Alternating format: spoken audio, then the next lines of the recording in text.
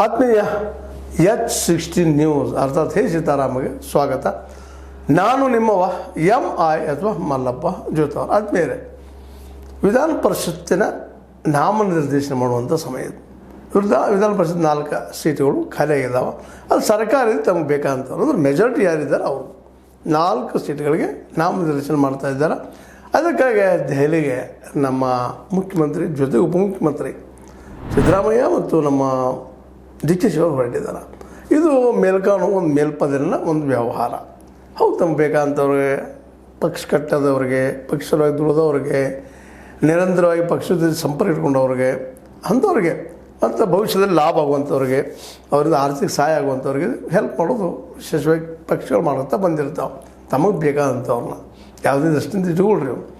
ಆ ದಿಶೆಯಲ್ಲೇ ಒಂದು 4 ಜನರ ನಾಮನಿರ್ದೇಶನ ಮಾಡೋದು. ಆದರೆ ಅದಕ್ಕೆ 150 ಜನ ಕಾಂಪಿಟೇಟರ್ ಇದ್ದಾರೆ. 4 ಸೀಟಿಗೆ 150 ಜನ ನಮ್ಮನ್ನು ಮಾಡಿರಿ. ಇದು ಸಹಜದ. ಯಾಕಂದ್ರೆ ಅಧಿಕಾರ ಹಂಗದ, ಅಧಿಕಾರ ಮಾಯೆ ಅಷ್ಟು ಚಂದದ ಮತ್ತು ಸುಂದರದ, ಹಿಡಿದ್ರೆ ಬಿಡೋದು ಇಲ್ಲ. It is capturing up hour heart and mind. ಆ ದಿಶೆಯಲ್ಲೇ ಒಂದು 4 ಜನರನ್ನು ಆರಿಸ್ಬೇಕು ಮತ್ತು ಹೈಕಮಾಂಡ್ ಜೊತೆಗೆ ಮಾತಾಡಬೇಕು ಅನ್ನುವಂಥ ನೆಲೆಯಲ್ಲೇ ಅದೇ ಸಮಯದಲ್ಲೇ ಕರ್ನಾಟಕ ಭವನ ಉದ್ಘಾಟನೆ ಒಂದು ಇಟ್ಕೊಂಡಿದ್ದಾರೆ. ಅದನ್ನು ಮುಗಿಸ್ಕೊಂಬರ್ಬೇಕು ಅನ್ನುವಂಥದ್ದು. ಅದು ಕಾವೇರಿ ಭವನ ಅಂತ ಹೆಸರು ಇಟ್ಕೊಂಡು 2019 ಭೂಮಿ ಪೂಜೆ ಮಾಡಿ 80 ಕೋಟಿ ರೂಪಾಯಿದ್ದು ಅದು ಖರ್ಚು ಇಟ್ಕೊಂಡಿದ್ರು ವೆಚ್ಚ. ಆದರೆ ಅದು ಹೋಗಿ ಇವತ್ತು 140 ಕೋಟಿ ಆಗ್ಯದ. ಅಂದರೆ ಇನ್ನೊಂದು 20 ಆಗಿತ್ತು ಪೂರ ಡಬಲ್ ಆದಂಗೆ ಆಗ್ತಿತ್ತು. ಆದರೂ ಆಗ್ಯದ, ಮುಗಿದದನ್ನು ಸಮಾಧಾನ. ಯಾಕಂದರೆ ಇಲ್ಲಿ ಯಾವ ಕೆಲಸನೂ ನಾವು ಪ್ರಸ್ತಾವನೆ ಇಟ್ಟಿರ್ತೀವಿ ಅಥವಾ ಮೂಲ ಇಟ್ಕೊಂಡಿರ್ತೀವಿ ಅದರ ನೆಲೆಯಲ್ಲಿ ಮುಗಿಯೋದೇ ಇಲ್ಲ. ಯಾಕೆ ಹಲವು ವರ್ಷ ತೆಗೆದುಕೊಳ್ಳೋದ್ರಿಂದ ಅದು ರೇಟ್ಗಳು ಜಂಪ್ ಆಗ್ತಾ ಹೋಗಿಬಿಡ್ತದೆ. ಹಿಂಗೆ ಇವತ್ತು ನಮ್ಮ ಯೋಜನೆಗಳು ಸಹಿತ ನೋಡಿದ್ದೀರಿ ನೀವು. ಕೃಷ್ಣ ಯೋಜನೆ 1962 ಮಾಡಿದಂಥ ನಮ್ಮ ಯಾರು ಲಾಲ್ ಬಹದ್ದೂರ್ ಶಾಸ್ತ್ರಿ ಅವರು ಬರೀ 62 ಕೋಟಿ ರೂಪಾಯಿದಾಗ ಮುಗಿಸೋದಿತ್ತು. ಇವತ್ತು ಲಕ್ಷ ಕೋಟಿಗಳಲ್ಲಿ ಇನ್ನೂ ಮುಗಿದಿಲ್ಲ ರೀ ಅದು. ಅದನ್ನೇ ಈಗ ನಮ್ಮ ಯತ್ನಾಳ್ ಹೇಳ್ತಾ ಹೊರಟಿದ್ದಾರೆ, ನನಗೊಂದು 2 ಲಕ್ಷ ಕೋಟಿ ರೂಪಾಯಿ ಸಾಲ ಕೊಟ್ಟರೆ ನಾನು ಮಾಡ್ತೇನೆ ಅಂತೇಳಿ, ನಾನು ಮುಖ್ಯಮಂತ್ರಿ ಮಾಡಿ ನಾನು ಮಾಡ್ತೇನೆ ಅಂತೇಳಿ. ಈ ಪರಿಸ್ಥಿತಿ ಇಲ್ಲ.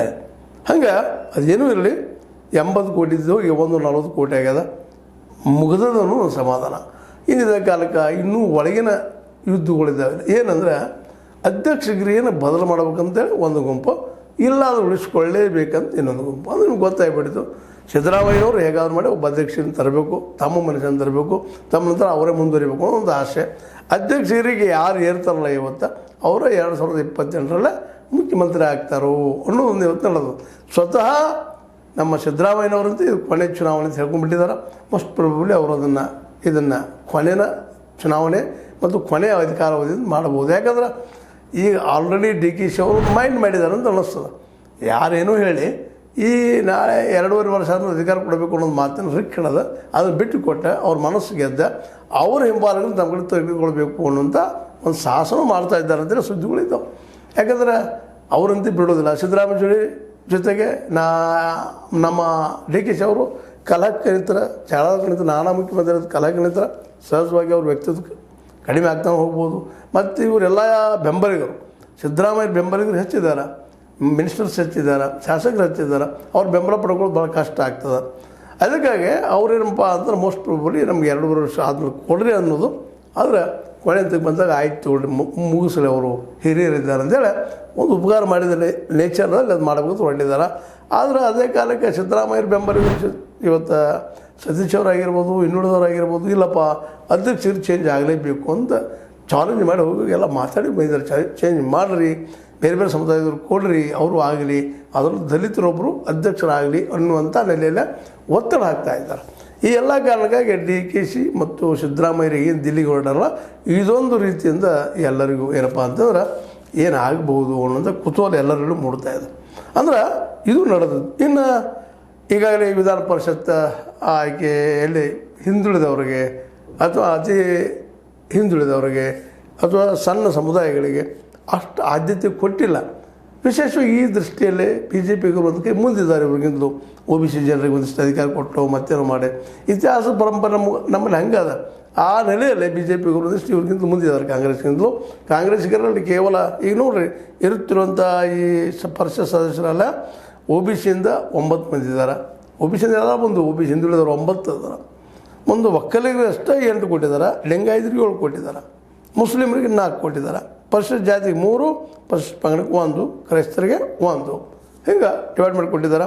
ಮತ್ತು ಒ ಬಿ ಸಿ ಒಳಗೆ ಗೊಲ್ಲರಿಗೆ 2, ಈಡಿಗೆ 2, ರಾಜು ಕ್ಷತ್ರಿಗೆ 1, ಬಲಜಿಗಿಗೆ 1, ಕುರುಬಗೆ 1, ಬೆಸ್ತಿಗೆ 1, ದೇವಾಂಗ 1 ಹಿಂಗೆ 9 ಕೊಟ್ಬಿಟ್ಟಿದ್ದಾರೆ. ಇನ್ನುಳಿದ ಸಣ್ಣ ಸಮುದಾಯಗಳು ಕೊಟ್ಟಿಲ್ಲ ಅನ್ನುವಂಥ ಒಂದಿಷ್ಟು ಆರೋಪಗಳಿದ್ದಾವೆ. ಅದ್ರ ಸೈಡ್ ಎಲ್ಲರೂ ಪ್ರಯತ್ನ ಮಾಡ್ತಾ ಇದ್ದಾರೆ. ಹೀಗಾಗಿ ಇವೆರಡೂ ಚರ್ಚೆ, ಒಂದು ಒ ಬಿ ಸಿ ಸಂಬಂಧಿಸಿದಂಥ ಅತಿ ಹಿಂದುಳಿದ ಸಮುದಾಯಗಳಿಗೆ, ಆದಷ್ಟು ಸಣ್ಣ ಸಮುದಾಯಗಳಿಗೆ ಒಂದಿಷ್ಟು 4 ಸೀಟ್ಗಳು ಕೊಡಿಸ್ಬೇಕು ಅನ್ನೋದು ಸಿದ್ದರಾಮಯ್ಯ ಇರ್ತಾರಲ್ಲೇ. ಅದೇ ಕಾಲಕ್ಕೆ ಸಹಜವಾಗಿಯೂ ಈ ವಿಚಾರಗಳು ಮೇಲ್ಪದರಲ್ಲೇ ಡಿ ಕೆ ಶಿ ಅವರಲ್ಲಿ ಕಂಡು ಸಹಿತ ಅವರು ಮೇಲ್ಜಾತಿಗಳಲ್ಲಿ ಅಥವಾ ಇವತ್ತಿನ ಮೇಲ್ವರ್ಣ ಜನ್ಯ ಜಾತಿಗೆ ಕೊಡಬೇಕು ಅನ್ನೋಂಥ ಒಂದು ಒತ್ತಡ ಸಣ್ಣದಾಗ್ಯದ. ಈಗಾಗಲೇ ಒಕ್ಕಲಿಗರಿಗೆ 8 ಸೀಟ್ಗಳನ್ನು ಕೊಟ್ಟಿದ್ದಾವೆ, 8% ಸೀಟ್ಗಳಿದ್ದಾವೆ. ಈಗ ಇದ್ದಿದ್ದು 4 ಯಾರಿಗೆ ಕೊಡ್ಬೋದು? ಅನೇಕರ ಆಕಾಂಕ್ಷೆಗಳಿದ್ದಾರೆ, ನಮಗೆ ಕೊಡ್ರಿ ಅನ್ನುವಂಥದ್ದು. ಬಿ ಎಲ್ ಶಂಕರ್ ಅವರಾಗಿರ್ಬೋದು, ವಿ ಆರ್ ಸುದರ್ಶನ ಅವರಾಗಿರ್ಬೋದು, ಸಾಧು ಕೋಕಿಲಾ ಅವರು ಆಗಿರ್ಬೋದು, ಸಂಗೀತ ಕಟ್ಟಿ ಅವರಾಗಿರ್ಬೋದು, ಬಾಲರಾಜ್ ನಾಯಕ್ ಆಗಿರ್ಬೋದು, ವಿನಯ್ ಕಾರ್ತಿಕ್ ಆಗಿರ್ಬೋದು, AICC ಕಾರ್ಯದರ್ಶಿ BM ಸಂದೀಪ್ ಆಗಿರ್ಬೋದು, CS ದ್ವಾರಕಾನಾಥ್ ಗೊತ್ತಂದ ನಿಮಗೆ. ಇವರು ರೈಟರು, ಒಳ್ಳೆ ರೈಟರು, ಲಂಕೇಶ್ ಪತ್ರಿಕೆಯಿಂದ ಬೆಳೆದು ಬಂದಂಥವ್ರು. ಇವರು ಇವತ್ತು ಕಾಂಗ್ರೆಸ್ನೊಂದಿಗೆ ತಮ್ಮನ್ನು ಗುರುತಿಸ್ಕೊಳ್ತಾ ಇದ್ದಾರೆ. ಜೊತೆಗೆ ರಮೇಶ್ ಬಾಬು, KPCC ಕಚೇರಿ ಕಾರ್ಯದರ್ಶಿ L ನಾರಾಯಣ, ಸೂರಜ್ ಹೆಗಡೆ, ಐಶ್ವರ್ ಮಹಾದೇವ, ಕಮಲಾಕ್ಷಿ ರಾಜಣ್ಣ, ಅದೇ ಕಾಲಕ್ಕೆ ವಿಜಯ್ ಮುಳುಗುಂದ, ಆರತಿ ಕೃಷ್ಣ, ಪುಷ್ಪ ಅಮರನಾಥ, ಡಾಕ್ಟರ್ ಆನಂದ್ ಕುಮಾರ, ಹೀಗೆ ಎಲ್ಲರೂ ನಮ್ಮದು ಕೈ ಆಗಲಿ ಅಂತ 150 ಜನ ಪ್ರಯತ್ನ ಮಾಡ್ತಾ ಇದ್ದಾರೆ. ಅದರಲ್ಲೂ UB ವೆಂಕಟೇಶ, ಪ್ರಕಾಶ್ ರಾಠೋಡ್ ಅಂತ ಸಿದ್ದರಾಮಯ್ಯ ಬೆನ್ನು ಎತ್ತಿದ್ದಾರೆ. ನಮ್ಮ ಲಂಬಾಣಿ ಸಮುದಾಯದಿಂದ ನಾವು ಬಿದ್ದಂಥ ಸಮುದಾಯ ನಮಗೆ ಕೊಡ್ರಪ್ಪ ಅಂತೇಳಿ. ಅದಕ್ಕೆ ಏನು ಮಾಡ್ತಾರೋ ಗೊತ್ತಿಲ್ಲ. ಮುಂದೆ ಇನ್ನೊಬ್ಬರು ವೆಂಕಟರಮಣಿಗೌಡ, ಸ್ಟಾರ್ ಚಂದ್ರು, ನಾವು HD ಕುಮಾರಸ್ವಾಮಿ ಅವರು ಬಿದ್ದಂಥವ್ರು, ಅವರು ಲಾಬಿ ನಡೆಸಿದ್ದಾರೆ. ಹೀಗೆ ಅದೇ ಕಾಲಕ್ಕೆ ಇನ್ನು ಜೈನ್ ಸಮುದಾಯನೂ ನಮಗೂ ಒಂದು ಕೊಡ್ರಿ, ನಾವು ಅಲ್ಪಸಂಖ್ಯಾತರಿದ್ದೀವಿ, 50 ಲಕ್ಷ ಓಟ್ ಅದಾವ ನಮ್ಮ ಅಂತೇಳಿ ಅವರು ತಮ್ಮ ಸಮುದಾಯಕ್ಕೆ ಒಂದು ವಿಧಾನ ಪರಿಷತ್ತದ ಸೀಟ್ಗಾಗಿ ಪ್ರಯತ್ನ ಮಾಡ್ತಾ ಇದ್ದಾರೆ. ಇರೋ 4 ಫೈಟ್ ಮಾಡೋರು 150. ಇದರಲ್ಲಿ ಯಾರು ಪಡ್ಕೋತಾರೋ ಯಾರು ಬಿಡ್ತಾರೋ ಗೊತ್ತಿಲ್ಲ. ವಿಶೇಷವಾಗಿ ಮುಖ್ಯಮಂತ್ರಿ ತಮ್ಗೆ ಬೇಕಾದಂಥದ್ದು ಅವ್ರಿಗೊಂದು ಹಕ್ಕದ ಇರ್ತದೆ, ತಮ್ಗೆ ಬೇಕಾದಂಥ ಹೆಚ್ಚಿನ ಪ್ರಮಾಣದಲ್ಲಿ ಹಾಕ್ಕೊಳ್ಳಬಹುದು ಅವರು. ಬಟ್ ಅದು ಯಾರಿಗೆ ಒಲಿತದ ಅನ್ನೋದು ನಂತರ ದಿನದಲ್ಲಿ ಇದು ಮುಖ್ಯಂತಿಗೆ ಹೋಗ್ತಾ ಇದ್ದಾರೆ. ಅದ್ರ ಜೊತೆ ಇನ್ನೊಂದು ಹೇಳಿದ್ನಲ್ಲ ನಿಮಗೆ, ಸಹಜವಾಗಿ ಈ ಒಂದು ಅಧ್ಯಕ್ಷಗಿರಿ ಪಟ್ಟಕ್ಕೆ ಈಗ ಜೋರ್ದಾರಾಗಿ ಲಾಬಿ ನಡೆದದ. ಒಂದು ಕಡೆ ಸತೀಶ್ ಅವರು, ಜೊತೆಗೆ ನಮ್ಮ ಪರಮೇಶ್ವರಪ್ಪನವರು, ಎರಡನೇ ಕಡೆ DK ಶಿ ಅವರು. ಯಾಕಂದ್ರೆ ಇದನ್ನು ಉಳಿಸ್ಕೋಬೇಕಪ್ಪ ಹೇಗಾದರೂ ಅಧ್ಯಕ್ಷಗಿರಿಯನ್ನು, ಇದು ಉಳಿಸ್ಕೊಂಡ್ರೆ ಮಾತ್ರ ಅಧಿಕಾರದಲ್ಲಿ ನಾನು ಉಳಿಲಿಕ್ಕೆ ಸಾಧ್ಯದ ಅನ್ನುವಂಥ ಪರ್ಫೆಕ್ಟ್ ಡಿಸಿಷನ್ DK ಶಿ ಅವ್ರದ್ದಾಗ್ಯದ.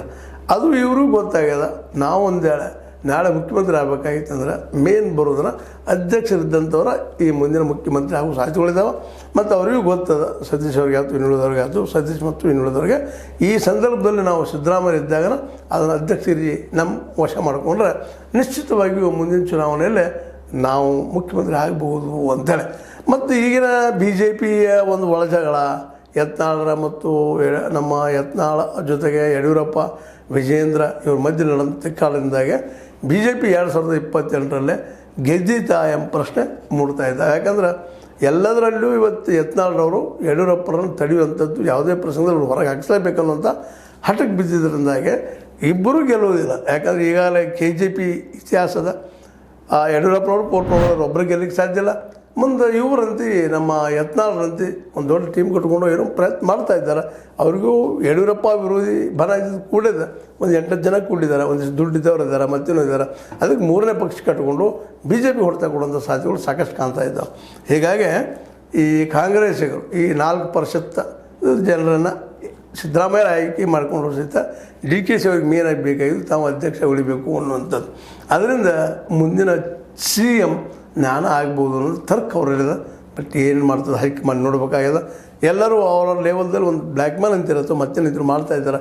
ನಾವು BJP ಹೋಗ್ತೀವಿ ಅದು ಒಂದು ಏನೋ ಧ್ವನಿಗಳು ಕೇಳಿ ಬರ್ತಾ ಇದ್ದಾವೆ. ಮೋಸ್ಟ್ ಪ್ರಾಬಬ್ಲಿ DK ಶಿ ಅವರಾಯ್ತು, ಸತೀಶ್ ಅವರಾಯ್ತು, ಒಂದು ಅವರ ಹಿನ್ನೆಲೆಯನ್ನು ಅಭ್ಯಾಸ ಮಾಡಿದಾಗ, ಅವರ ಒಂದು ವ್ಯಕ್ತಿತ್ವವನ್ನು ಅಭ್ಯಾಸ ಮಾಡಿದಾಗ ಇದು ಅಸಾಧ್ಯದ ಮಾತೇನೋ. ಯಾಕಂದ್ರೆ ಅಹಿಂದ ಪ್ರಿಯರಾದಂಥ ಸತೀಶ್ ಅವರು, ಕಾಂಗ್ರೆಸ್ ಪ್ರಿಯರಾದಂಥ DK ಶಿ ಅವರು ಇಬ್ಬರು ಸಮಬಲದ ಕುಸ್ತದ. ಯಾರಿಗೆ ಯಾವಾಗ ಒಲಿತದ ಗೊತ್ತಿಲ್ಲ. ಆದರೆ ಇವೆಲ್ಲ ಇಟ್ಟುಕೊಂಡು ಈ ದೆಹಲಿ ಪ್ರವಾಸಕ್ಕೆ ಹೊರಟಿದ್ದಾರೆ ಸಿದ್ದರಾಮಯ್ಯ, DK ಶಿ. ಈ ಚರ್ಚೆಗೆ ನಿಮ್ಗೆ ಏನು ಅನ್ನಿಸ್ತು ವಿಚಾರಕ್ಕೆ? ನಿಮ್ಗೆ ಸರಿ ಅಂದರೆ ಸರಿ, ಅಂದರೆ ತಪ್ಪು ಅಂದರೆ ಲೈಕರ್ ಮಾಡಿರಿ, ಡಿಸ್ಲೈಕರ್ ಮಾಡಿರಿ. ಅದೇ ಕಾಲಕ್ಕೆ ಇದನ್ನು ಶೇರ್ ಮಾಡ್ತಾಯಿರಿ, ಸಬ್ಸ್ಕ್ರೈಬ್ ಮಾಡ್ತಾಯಿರಿ.